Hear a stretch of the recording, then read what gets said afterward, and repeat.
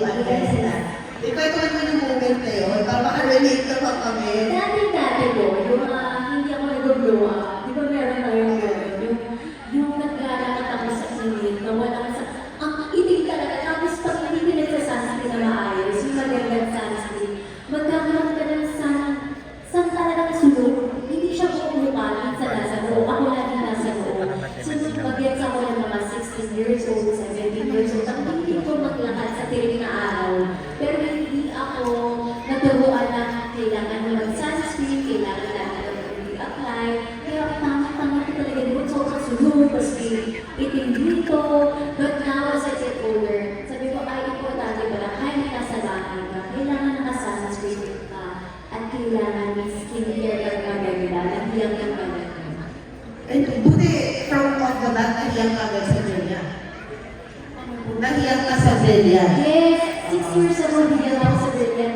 Until now, hiyang ka rin kasi napakaganda ng mga produkto. Anong off-keep mo to be beautiful? What's your routine? My routine, hinamos, lalagyan mo yung skincare mo. Kasi meron yung 4 steps. Yeah, and then mag-pray ka. Mag-pray sa bago mo matulog. Pero importante talaga ang skincare sa gabi at sa usapan. Dinala mo sa Morocco yung Delia. Yung nag-taping ka. Yes. Dinala mo ba yung products yung nag-taping mo? Perfect na perfect siya. Dito sa Morocco, napaka-clear ng araw. Kung mainit yung araw ng natin dito, mas mainit doon. So, kailangan talaga maganda at kaya ng ilaw. I-segue ko na lang kasi nag-experience mo going back to shooting a series. And I do remember content creation that you did back in the backseat. How will you this time balance being a content creator and an actress? Siguro po medyo mababawasan lang ng very light ang vlog.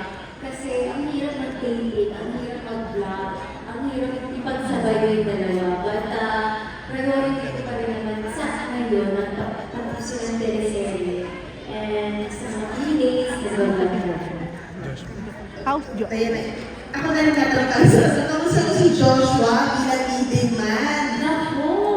Yung last scene namin. Grabe pala siya. Grabe ba? Pico King ba? Di ba yung tawag sa kanya? Yun yung last scene talaga namin. Pero bago yun, meron ka na ikiling na gano'n siya as a leading Hindi man. ko alam! Kaya nga sinabi ko sa grabe mo naman! Sabi niya, humigot ba? Sabi ko, grabe! I love you. Okay lang yan. May tinitaw ka